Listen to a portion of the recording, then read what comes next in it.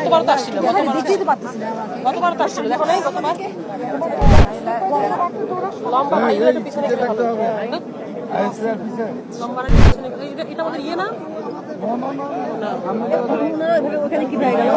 না তো ভিআইপি।